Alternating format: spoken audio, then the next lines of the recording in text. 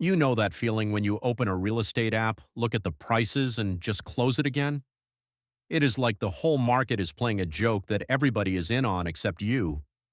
Homes that cost $200,000 a few years ago are suddenly asking $400,000. Nobody is buying, and yet the prices refuse to drop.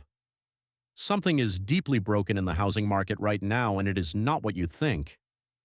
My name is Marcos, and I have spent the last decade obsessed with one strange question. Why do markets stop making sense right before they teach you the most?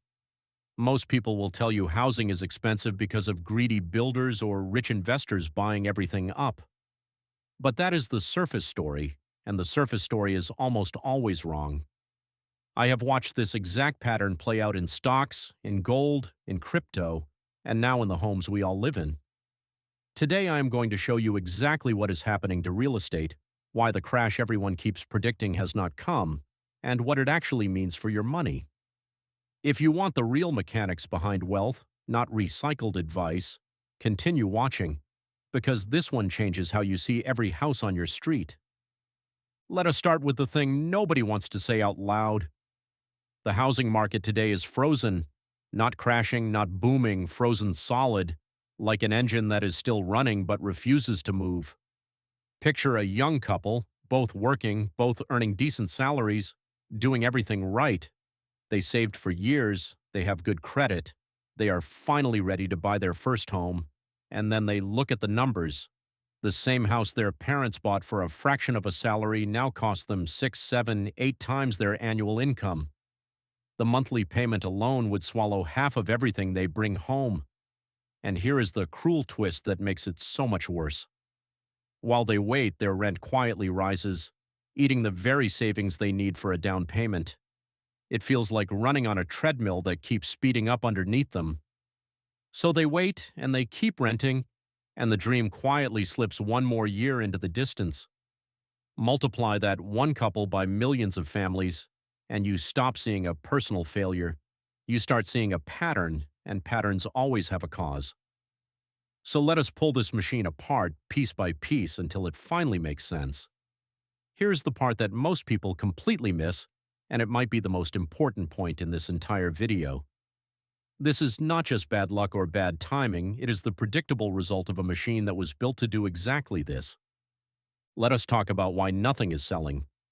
A few years ago, you could borrow money to buy a home at around 3% interest. Then, almost overnight, that number more than doubled to roughly 7%. That tiny-sounding jump changes everything. Imagine a home priced at $400,000. At 3%, the monthly payment on the loan is around $1,680 a month.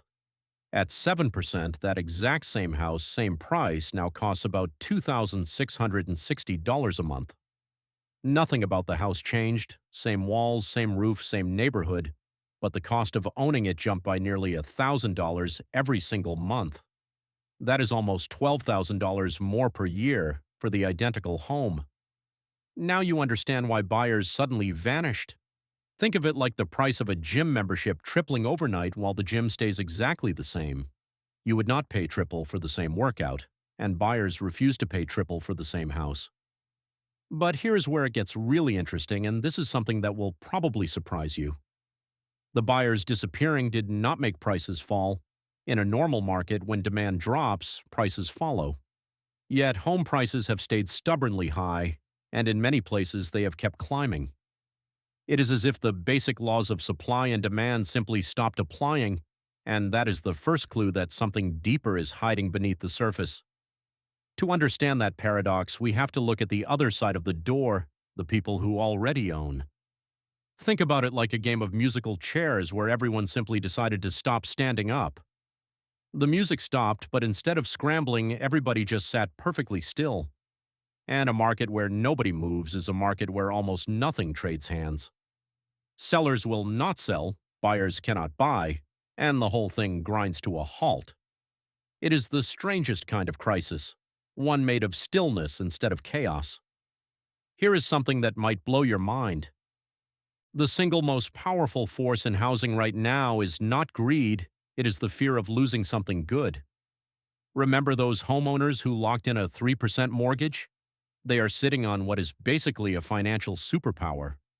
Their monthly payment is permanently cheap, frozen in a cheaper era. Now imagine asking one of them to sell. To move, they would have to give up that 3% loan and take on a new one at 7%. Their monthly cost would not just rise a little, it could nearly double for a similar home. So even if they want a bigger house, a new city, a fresh start, the math screams at them to stay exactly where they are. Economists have a name for this, the lock-in effect, and it is one of the most underrated forces in the entire economy. It is a bit like winning a lottery ticket that only pays out if you never move. The prize is real, but claiming a new life means tearing that ticket up. Millions of homeowners are now financially handcuffed to their own front doors. But here is where most people mess this up, and I see it constantly. They assume those homeowners are stuck because they cannot afford to move. The truth is the opposite. They are staying still because moving would make them poorer, even though they have plenty of money. It is not weakness, it is a perfectly rational decision repeated millions of times. And when millions of rational decisions stack on top of each other, they freeze an entire market. This is the quiet psychology behind those empty listings and those prices that refuse to drop. Fewer homes go up for sale, so the few that do can keep their high prices. Scarcity, it turns out, is a far stronger force than affordability. The fewer the choices, the harder buyers fight over the little that is left. And every bidding war quietly props the entire market a little higher. This is why your friends keep saying there is nothing good on the market. Now you might be thinking that builders should simply build more homes and solve the whole thing. And while there is some truth to that, the real answer is much more uncomfortable. We simply have not built enough homes for over a decade, and you cannot conjure a house overnight. So the shortage that started years ago still quietly shapes the prices you see today. It is a slow leak the whole country is still quietly paying for. Almost everyone is waiting for a repeat of 2008. They remember the headlines, the foreclosure signs, the prices collapsing, and they assume history is about to rhyme.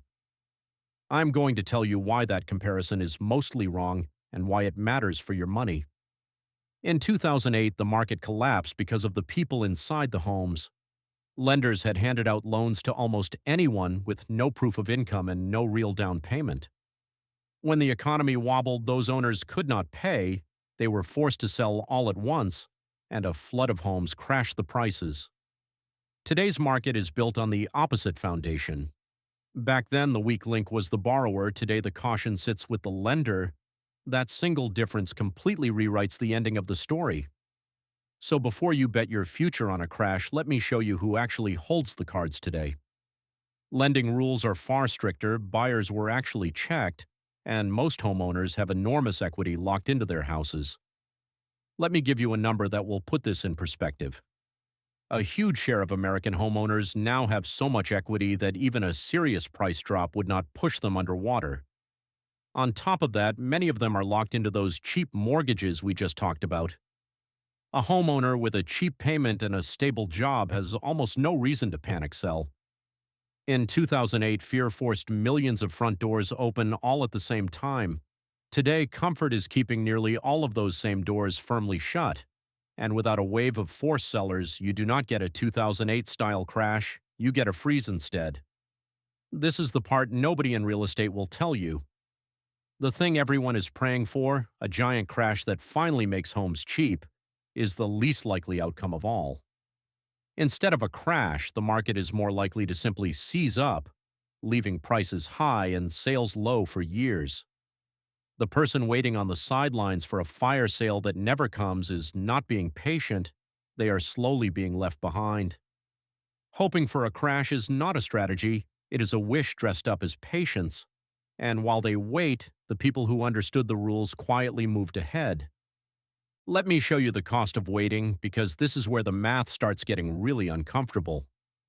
Meet Sarah, 31 years old, renting a nice apartment, convinced she should wait for prices to fall. Her rent is $2,000 a month, and she is proud of how flexible and free she feels. Across town, her friend David stretched to buy a small home at a high price and a high interest rate. On paper, David looks like he made the worst decision. But watch what happens over the next 10 years. Sarah's rent does not stay at 2,000, it climbs a little every year, the way rent always does. By year 10, she is paying well over 2,500 a month, and she owns nothing at the end of it. Over that decade, she will have handed her landlord more than $250,000 and built zero ownership. That is the price of a brand new luxury car every single year, gone forever. And at the end, she holds the same set of keys she started with to a home that was never hers. David's payment, meanwhile, barely moved because most of his loan is locked in. Every month, a slice of his payment quietly chips away at what he owes and turns into equity he actually keeps. Picture it as planting a tree in your own backyard instead of watering your landlord's garden. One day, that tree is fully grown, and it belongs entirely to him. 10 years of small steps, and one of them owns a home while the other owns a stack of rent receipts. And here is the part that compounds in his favor. While he can refinance to a lower rate if rates ever fall, he can never be forced to pay a higher one. He locked in the worst-case scenario and gets to enjoy any upside for free. This is the cruel asymmetry of real estate that almost nobody explains. His downside was capped the very day he signed, while his upside stayed wide open. Renting gives you the opposite deal, a soft floor today and a ceiling that keeps rising. Renting feels safe because the number is smaller today, but it quietly grows forever and leaves nothing behind. Owning feels terrifying because the number is bigger today, but it freezes in place and slowly builds something that is yours. The boulder you push uphill at the start is the same boulder that rolls in your favor for the next 30 years. Waiting felt responsible, but in this market, it quietly became the riskiest move of all. So what do you actually do with all of this? Because understanding the machine is useless if it just makes you feel powerless. The first shift is to stop asking the wrong question. Stop asking when will prices crash and start asking where is the door still open for me? In a frozen market, opportunity does not look like a fire sale. It looks like the deals nobody else is paying attention to. It is the motivated seller who has to move, the overlooked neighborhood, the property that needs a little work and scares everyone else away. The second shift is to understand that time in the market beats timing the market, even now.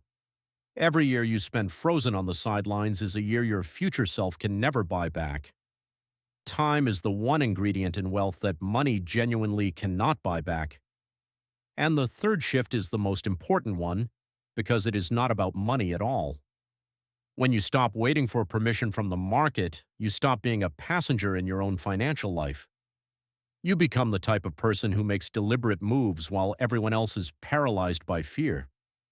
That mindset does not just change your real estate decisions, it changes how you invest, how you negotiate, how you carry yourself. You stop flinching at big numbers and start asking what they are actually made of. Fear shrinks the moment you replace it with understanding.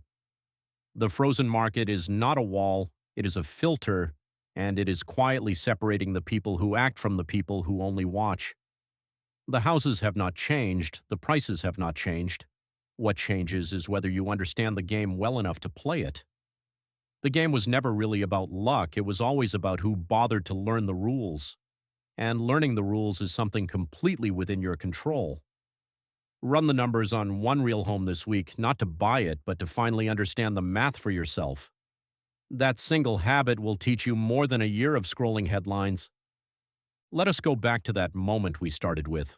You, opening the app, staring at prices that feel impossible, ready to close it in frustration. But now you see what is underneath those numbers, a frozen machine, a lock-in effect, a crash that probably is not coming. Real estate right now is not a market that punishes you for being poor.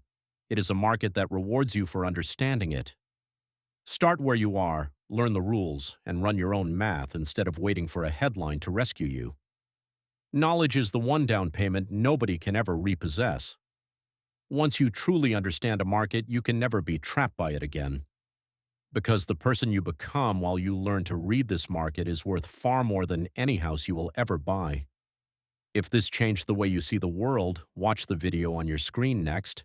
I will show you how to understand and interpret inflation.